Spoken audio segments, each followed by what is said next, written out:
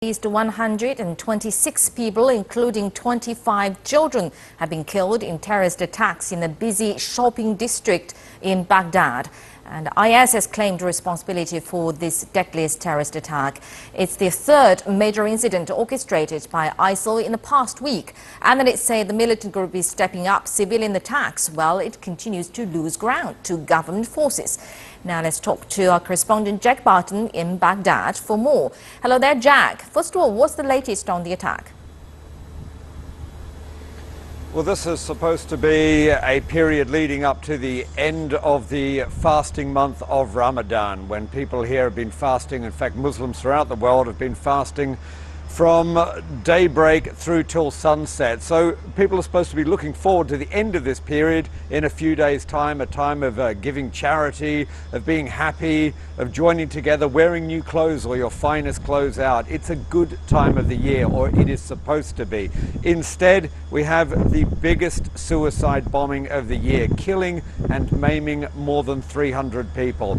The targets, families gathered together in a shopping area to just join together, have a meal, go out shopping after the fast period had been broken. 24 hours after a freezer van packed with explosives tore through central Baghdad, the bodies were still being carried from the ruins. Many were children. Friends and families of the victims, and those simply horrified by the murder of so many innocent people, made a makeshift memorial amongst the charred remains. But grief and anger were visceral as the search continued into the following evening for the dead and anyone who might still be trapped alive. Most of the people in the building were in their 20s, and now hundreds of people have been hurt here. The government sits in a chair doing nothing when it comes to security. Witnesses said the ground shook like an earthquake. Some local officials say it's time the city's various security services end their rivalry. This is many institutes for securities, and we need to be in one order.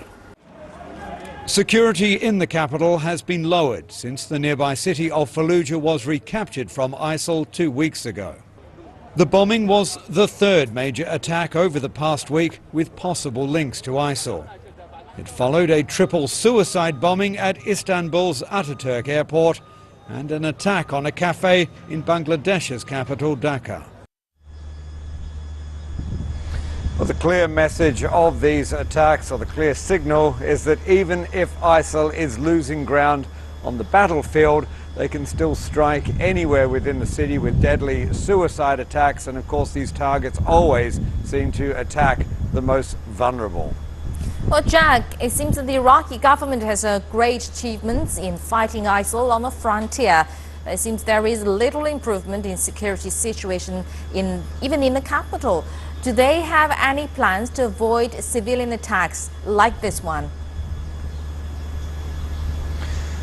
It's a two-pronged approach here. They have had great successes on the battlefield, but it's still proved very difficult, easier perhaps to dislodge ISIL from the big cities, more difficult to dislodge them from the small towns and the countryside in general around Baghdad and further north.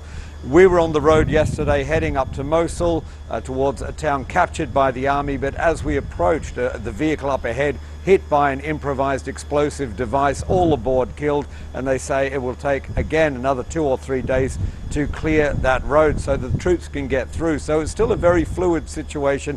ISIL still very strong around the countryside, able to penetrate the city and launch these attacks. But Prime Minister Haider al-Abadi has said that security will be stepped up, not just a conventional stepping up of security, but a reorganization. He wants to scrap a lot of things like the bomb wands that carrying. It's been known for 7 years that they don't work, and yet they're still holding them.